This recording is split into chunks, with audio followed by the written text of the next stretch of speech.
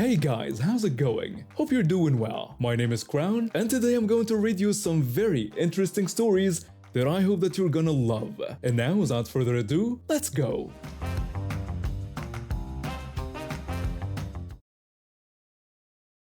I met her at a neighborhood book club about 2 years back. We were both new members trying to find our place in the group, and when she suggested we grab coffee afterward, I thought it would be nice to have someone to talk to. She seemed pleasant enough at first, maybe a little too interested in everything I did, but I figured she was just trying to be friendly. We started spending more time together, going to flea markets on weekends, and trying out new restaurants in the area. The first red flag came when I bought a vintage record player from an estate sale. It was a 1960s model in mint condition, with this gorgeous teal finish that I'd never seen before. The seller told me it was the only one like it they'd ever come across. I brought it home, set it up in my living room, and posted a picture online because I was so excited about the find. Less than a week later, she invited me over to her place, and there it was, sitting in her living room.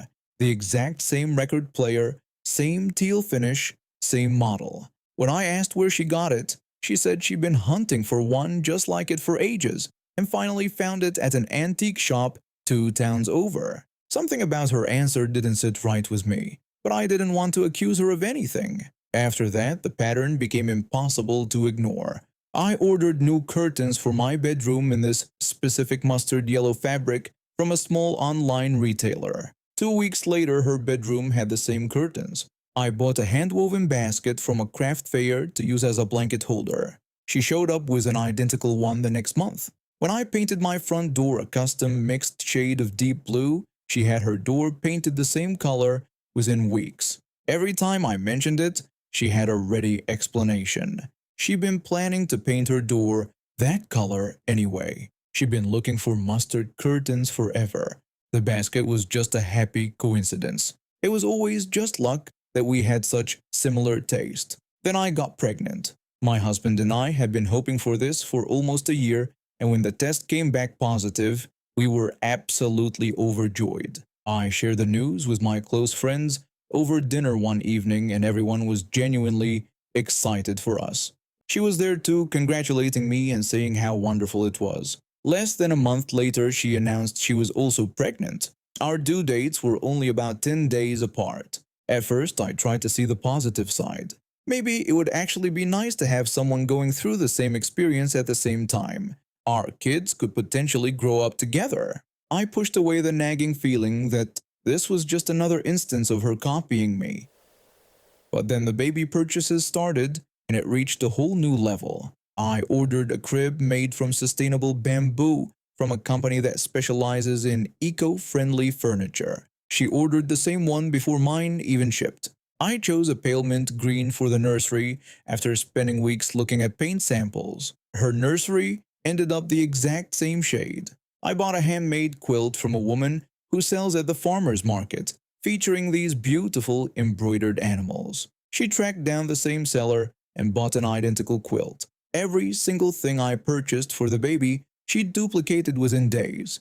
The bassinet, the monitor, the nursing chair, even the specific brand of organic baby towels I carefully researched. When I found a vintage dresser at a consignment shop and had it refinished in white with new brass knobs, she found a similar dresser and had it done in the exact same style. I started to feel like I couldn't make any choices without them being immediately copied.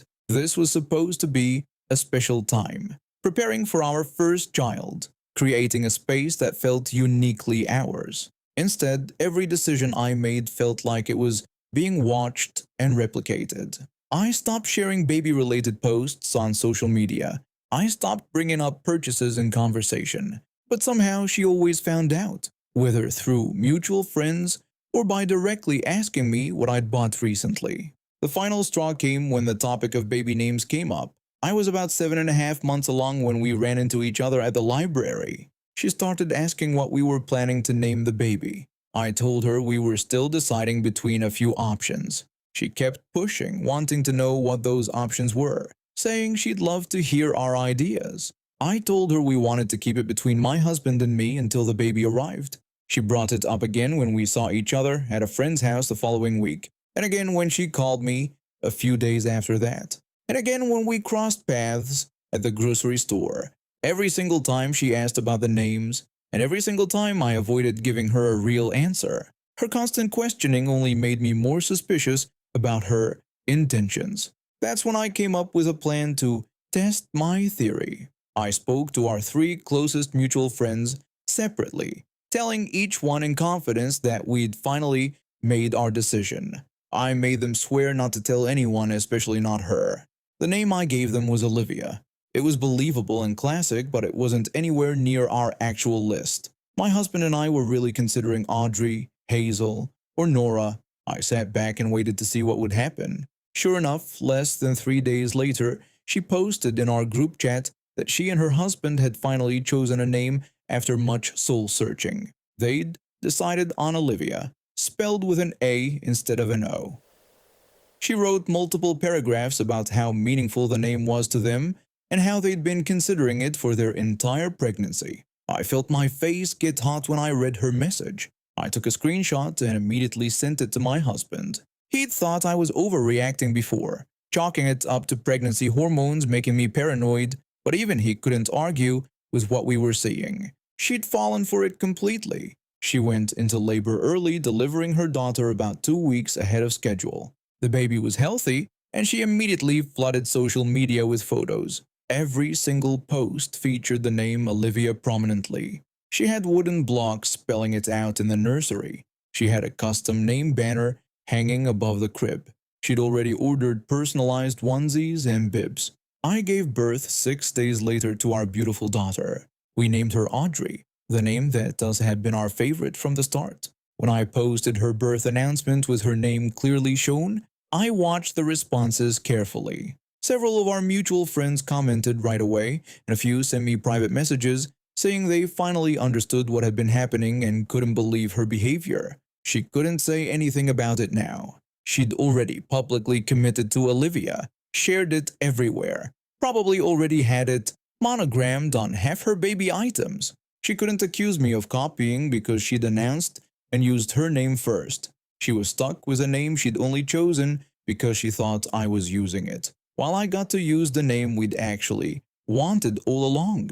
Everyone in our friend group now saw her for who she really was. The friend who'd originally invited her to book club even messaged me, apologizing, saying she'd noticed similar behavior before but never seen it this extreme. She never reached out to congratulate me on Audrey's birth. She never commented on any of my posts. She went completely quiet. I heard from another friend that she'd been telling people how strange it was that our daughters ended up with such similar names, trying to make it seem like I was the one who'd copied her. But everyone who knew the truth just ignored her complaints. I haven't spoken to her since before Audrey was born. I have no intention of reaching out.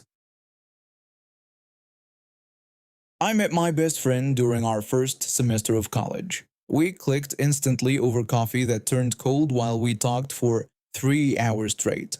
She was studying creative writing and I was there for something completely different, but we just got each other. That same semester, we both met Riley in our shared elective class. The three of us became inseparable. My best friend always told me she pulled inspiration from real life. Every character she created had little pieces of the people she loved woven into them. A gesture here, a habit there, the way someone laughed or got excited about their favorite topic. She had been doing this since her first book, and I thought it was beautiful how she honored the people in her life that way. When she started working on her latest novel, she told me about it like she always did.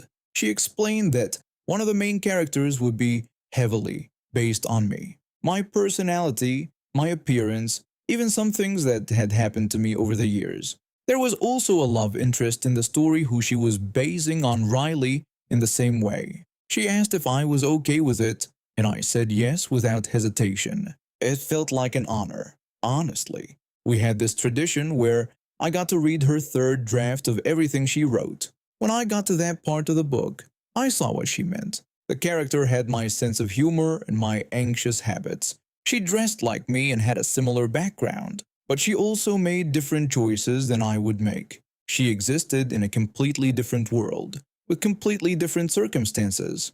The love interest had Riley's easygoing nature and their way of making everyone feel comfortable. By the end of the book, the two characters ended up together. It was a good story. I told her so, but I never once thought about telling Riley or my husband about the specific inspiration. Why would I? The character was not me. It was a fictional person in a fictional story. Plus, I had a strict policy about not spoiling my best friend's books for anyone. She trusted me with early drafts, and I took that trust seriously. The book came out a few months later.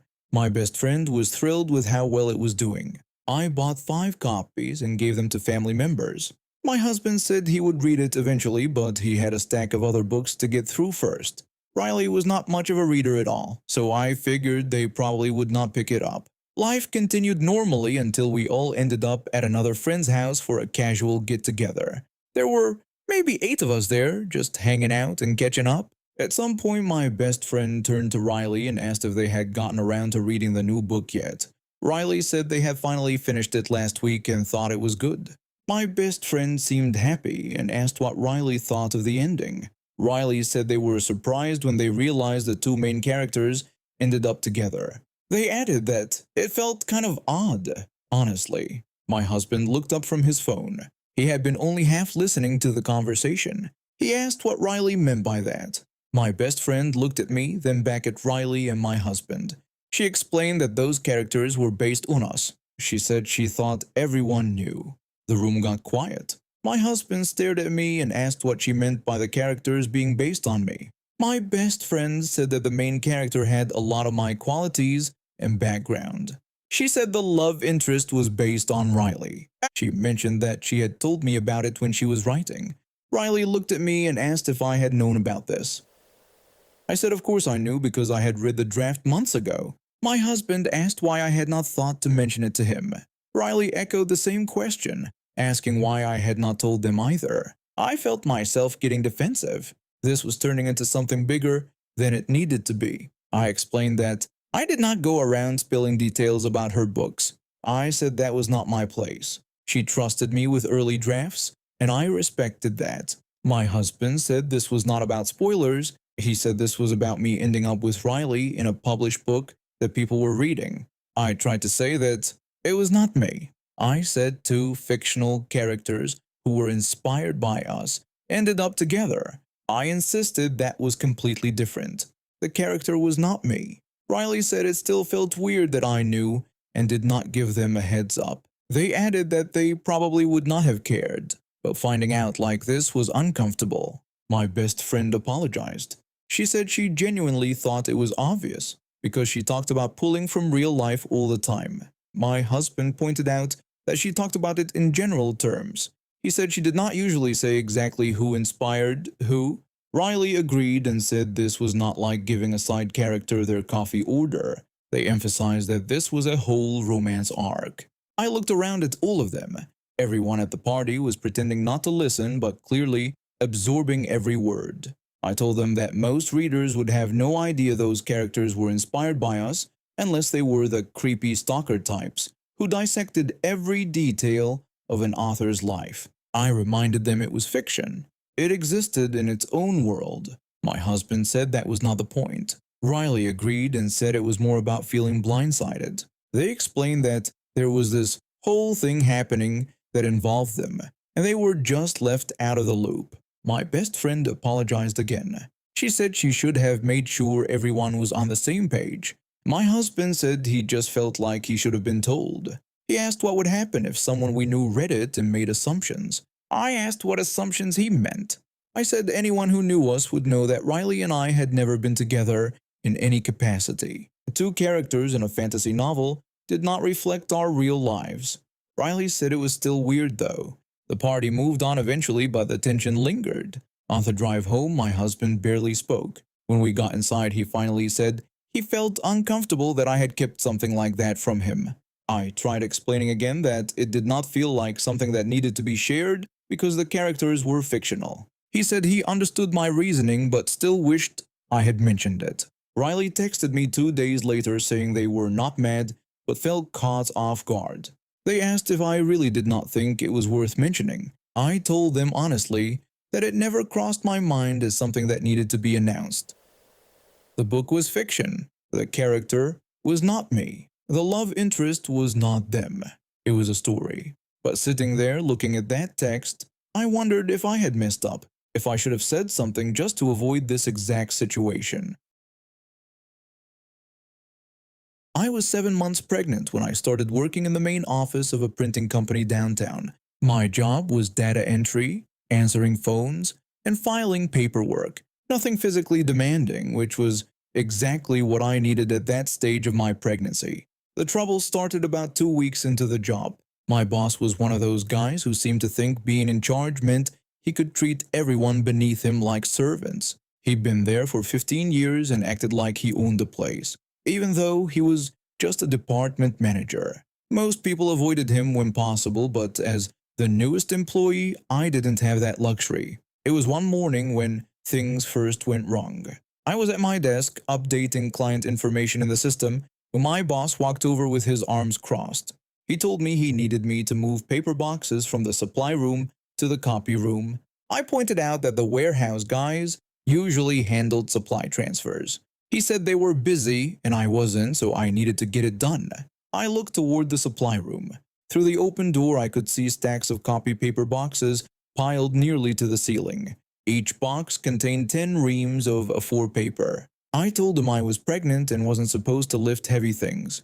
He dismissed this, saying it was just paper. I explained that each box weighed over 20 kilograms and my doctor had said no lifting anything over 5 kilograms. He shot back that my doctor didn't sign my paycheck, but he did, then told me to move the boxes. He walked away before I could respond. I sat there for a moment, my hands shaking. I needed this job. My husband and I had just moved to a new apartment to make room for the baby, and we were stretched thin financially. But I also knew what my doctor had told me. Heavy lifting could put the pregnancy at risk. I decided to move them slowly, one ream at a time instead of the full boxes. It would take longer, but it was safer. I made 3 trips carrying single reams when my boss returned. He demanded to know what I was doing, saying he'd told me to move the boxes, not play around with individual packages. I said I was doing what I could safely manage. He accused me of wasting time and ordered me to carry the whole boxes like he'd told me.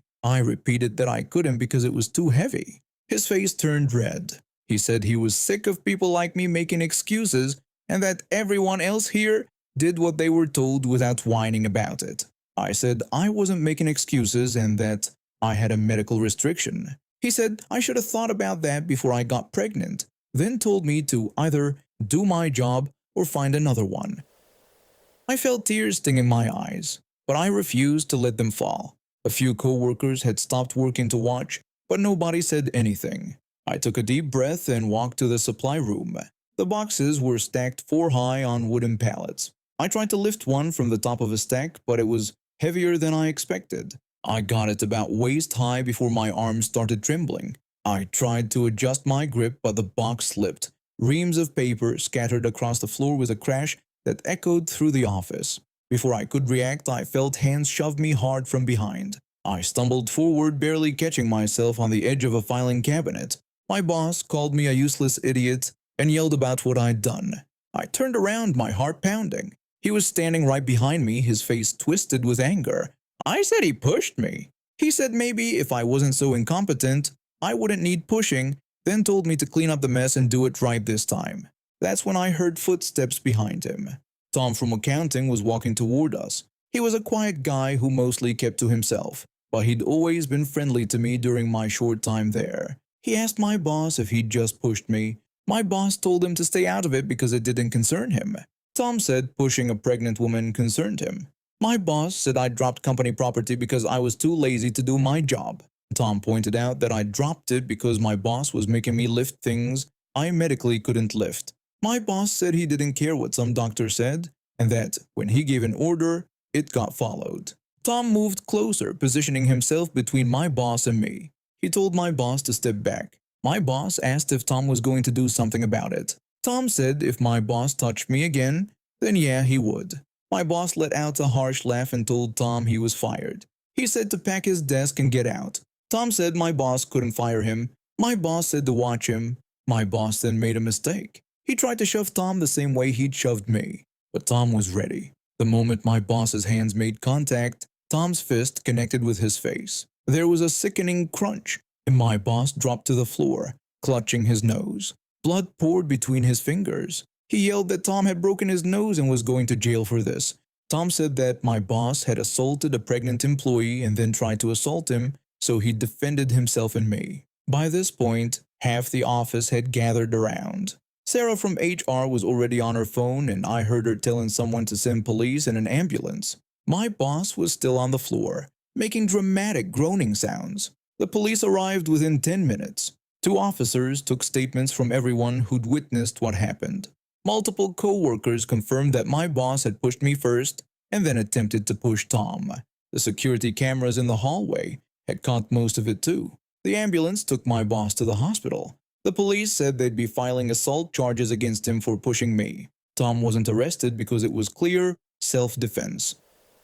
The regional manager showed up an hour later. She was a stern woman in her 50s who didn't look happy. She said she'd reviewed the security footage and the witness statements and that this was completely unacceptable. She asked if I was all right and if I needed medical attention. I told her I was okay and a little shaken up, but the baby was still moving normally. She said I should see my doctor that day anyway, just to be safe, and that the company would cover the visit.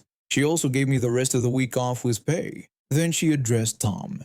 She told him what he'd done was dangerous and could have made things worse, but she understood why he'd done it. She said to consider it an official warning, but he wasn't fired. Tom said he understood. She then said that our former manager was terminated effective immediately and would also be facing criminal charges for assault. 3 days later, I got a call from the police. My former boss had been charged with assault. Because I was pregnant, it was being treated more seriously. His lawyer tried to argue that he'd only given me a light push and that I was exaggerating, but the security footage didn't lie. You could clearly see him shove me with both hands hard enough that I nearly fell. The case went to court 2 months after I gave birth to a healthy baby girl. My former boss pleaded guilty to avoid trial and received 6 months in jail plus probation. He also had to pay a fine and cover my medical expenses. Tom and I still work at the same company. He got promoted to senior accountant last month, and I'm back at my desk doing data entry. My mom had been going through a rough patch with her health. Nothing life-threatening, but she'd been to the doctor 3 times in the past month for various tests and checkups. It was wearing on her mentally more than physically, and I could see the stress building up every time I called to check in. My sister had just finished her final exams and was completely drained.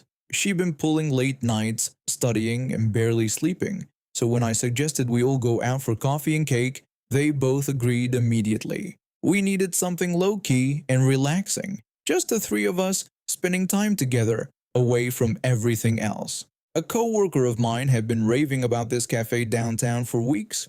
She said their pastries were homemade and incredible, and that the atmosphere was cozy and quiet. It sounded exactly like what we needed. So I picked my mom and sister up around 2 in the afternoon and we drove over. When we arrived, the place looked charming from the outside. It had big windows and string lights hanging across the front. Inside there were maybe a dozen people scattered around at different tables. Not too crowded, not empty, just right. The first thing I noticed was the display case near the entrance. It was packed with desserts, chocolate croissants, fruit tarts, cookies, and at least a dozen brownies that looked absolutely incredible. They were thick and fudgy with a generous dusting of powdered sugar on top. I made a mental note that we had to get some of those. We found a table by the window that had a nice view of the street. My mom seemed to relax a little once we sat down, which made me happy. My sister pulled out her phone to take a picture of the menu board on the wall. After a few minutes, our waiter came over. He looked like he was in his early 20s, maybe a college student working part-time. But the expression on his face told me he absolutely did not want to be there. He looked annoyed before we'd even said a word. I tried to ignore it and started off friendly. I smiled and told him we'd like to start with 3 coffees. He didn't look up from his notepad. He just asked in a flat tone what kind we wanted. I said I'd take a regular black coffee. My mom ordered a latte and then added, that she'd also like a glass of warm water with lemon. That's when everything shifted. He looked up at her and actually rolled his eyes. Then he told her in this incredibly condescending tone that the lemon was extra. The way he said it made my blood pressure spike. It wasn't informative or polite. It was like he was talking down to her, implying she might not be able to afford an extra slice of lemon. My mom's smile faltered for just a second. She's the type of person who never wants to cause trouble, so she just said quietly that it was fine, and she'd still like it.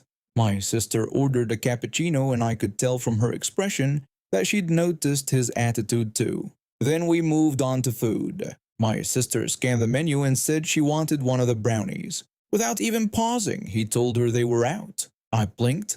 I'd literally walked past a display case full of brownies less than 5 minutes ago. I mentioned that I'd seen plenty of brownies in the case when we came in. He gave me this look like I was challenging him and insisted they were out. I asked him politely if he wouldn't mind checking again because I was certain I'd seen them. He let out this massive sigh like I just asked him to climb Mount Everest. He shuffled toward the front counter with his shoulders slumped in exaggerated annoyance. I watched him lean over the display case. He stood there for maybe 3 seconds before turning back around. He came back and said in the snarkiest tone possible that he'd forgotten about those brownies. No sorry. No oops, my mistake. Just dripping sarcasm. My sister said she'd still like one then. He scribbled it down like it was the biggest inconvenience of his life. I ordered a slice of carrot cake and my mom asked for a blueberry scone. He wrote everything down and walked away without another word. My mom looked uncomfortable. She said quietly that he seemed really upset about something. I told her that wasn't her fault and she hadn't done anything wrong. My sister suggested maybe he was having a bad day.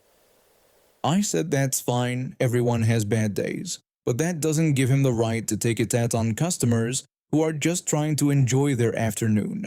When the food came out about 10 minutes later, everything looked good. The brownies were just as amazing looking up close as they'd been in the case. My carrot cake had thick cream cheese frosting. My mom's scone looked fresh and warm. The coffee was decent too, but his attitude had already soured the whole experience.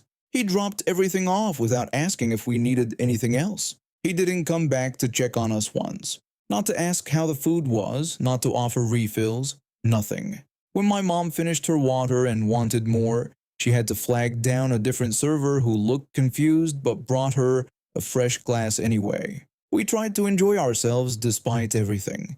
My sister showed us some memes on her phone that made my mom laugh. We talked about what we wanted to do the following weekend. But there was this lingering tension that the waiter had created. After we finished eating, I got up to pay at the register. He was standing behind the counter scrolling through his phone. I had to clear my throat twice before he even looked up. He finally put his phone down and rang up our order without saying a word. The total came to $23.40. I handed him my card. He ran it through the machine in silence. The whole transaction took maybe 30 seconds and he didn't make eye contact once. Then he turned an iPad toward me. The screen displayed a customer survey with the heading "Rate Our Waiter" in big letters. Below that were 5 emoji faces ranging from a huge, grinning smile labeled "Great Service" all the way down to a frowning face labeled "Terrible Service." I looked at the screen. Then I looked at him. Then back at the screen. I didn't hesitate for even a second. I pressed the frowning face and said out loud, clearly and deliberately, that his service was terrible. I wanted him to hear it. I wanted there to be absolutely zero confusion about what I thought of how he'd treated us. His head snapped up. He stared at me with his mouth slightly open. His eyes went wide. The look on his face said he genuinely could not believe I'd actually pressed that button. Like he'd assumed everyone would just pick the happy face, regardless of the actual service. I could see his face starting to flush red. His jaw tightened. He looked like he wanted to say something but couldn't find the words. I just stood there and held his gaze. I wasn't apologizing. I wasn't taking it back. He'd been dismissive to my sister, condescending to my mom, and rude to all of us for no reason whatsoever. If he wanted positive feedback, he should have provided positive service. He finally handed me my receipt. His hand was shaking slightly when he did. I took it, folded it neatly, and put it in my purse. Then I turned around and walked back to the table where my mom and sister were putting on their jackets. My sister asked what had happened over there. I told her nothing important and that we should go. When we walked toward the door, I looked back one more time. He was still standing at the register. He was staring after us with that same shocked expression completely frozen on his face. I wondered how many people had actually used that terrible service button before. Probably not many. People usually avoid confrontation even when it's justified. But I wasn't going to let him treat my mom that way without any response. When we got outside, my sister asked if I'd really given him a bad review. I said yes. She grinned and said good, he deserved it. My mom didn't say much, but she squeezed my hand as we walked to the car. The drive home was much lighter than the drive there. We talked about how good the brownies had been despite everything else. My sister joked that maybe the waiter was allergic to customer service. My mom finally laughed, really laughed, for the first time in days. That made the whole thing worth it. I've been playing bass for years when I got a message from this local band. Their bassist had just quit, and they'd heard me play at an open mic night a few weeks back. They asked if I wanted to join.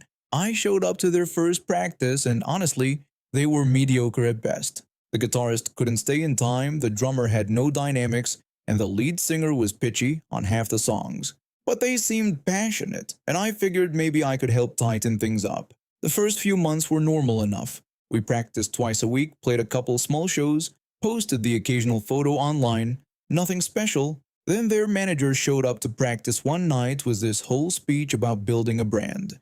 He said we needed to be more active on social media if we wanted better gigs. He went on about how nobody cares how good you sound if they don't know you exist. He said we needed content, daily posts, reels, the whole thing. Everyone just kind of stared at each other. Nobody wanted to do it. The manager said someone had to step up. The guitarist looked at me and said I was pretty good with that stuff. He mentioned he'd seen my Instagram. I shrugged and said I guess I knew how to edit videos and make graphics. The lead singer said perfect, that I should handle it then. It wasn't a question. It was decided right there. So I took over their accounts. I started designing posters for shows. I filmed and edited performance clips. I made videos with trending sounds. I came up with a visual style that looked professional. I posted every single day. Within 3 months, their follower count tripled. Venues that had never responded to us before suddenly wanted us on their lineup. Not because we'd gotten better, we hadn't, but because our online presence made us look legitimate. I was doing everything. Literally everything. They didn't even ask how it was going or offer to help. They just showed up to practice and gigs while I spent hours every night editing content, responding to comments, coordinating with venue social media pages. Then I started writing songs. Their original material was terrible, so I figured I'd try my hand at it. I wrote 3 tracks that sounded decent. They loved them, started playing them at every show. The manager told me they were in talks with a small record label. The label wanted to see proof of engagement and a solid fan base before moving forward. I pushed even harder. More posts, better content. I got them past 5,000 followers. 2 months ago, we played a weekend gig at this bar downtown. It went fine. Afterwards, we were packing up our gear when the lead singer pulled me aside. He said we needed to talk. I could tell something was off by his tone. I asked what was up. He told me their old bassist had reached out and wanted to come back. Then he said they were gonna let him, so this was my last show. I just stared at him. I asked if he was serious. The guitarist walked over and said it was nothing personal. He said the old bassist was with him from the start and it just made sense. The drummer added that there were no hard feelings. No hard feelings. I'd spent over a year building their entire brand from nothing. I'd written half their set list. I'd gotten them real opportunities and they were kicking me out with zero notice because their mediocre friend wanted his spot back. I didn't yell, I didn't argue, I just packed my bass and left. For a few days I was just angry. Then I remembered something. They'd never asked me to hand over the social media accounts. I still had all the passwords. I logged in and saw they'd already posted about their old bassist returning. The comments were full of people asking what happened to me. They didn't respond to a single one. That's when I decided to do something petty. I knew the record label deal was still on the table. I also knew one of their main requirements was follower count and engagement metrics. The band needed to maintain their numbers to even be considered. So I started deleting followers. Not all at once, just a handful every day, slowly, carefully. At first they didn't notice. Then they posted a video that got way fewer views than usual. I deleted 50 more followers that same day. The lead singer posted on his personal account asking if anyone else was experiencing issues with the algorithm. I deleted another 30 followers. They started posting more desperately, multiple times a day. Videos with trending sounds, polls, question and answer stories. Nothing worked, because every time they posted, I delete more followers. I've been doing this for almost 2 months now. Their follower count has dropped from over 5,000 to under 1,000. Their engagement rate is in the toilet. Venues have stopped reaching out. The record label deal fell through last week. They keep posting about how the algorithm is broken or how social media is rigged against small artists. They have no idea. The guitarist posted a long rant yesterday about how they're focusing on the music instead of chasing clout. Funny considering they only got gigs in the first place because of the clout I built for them. I could delete the entire account if I wanted to, wipe everything, but I won't.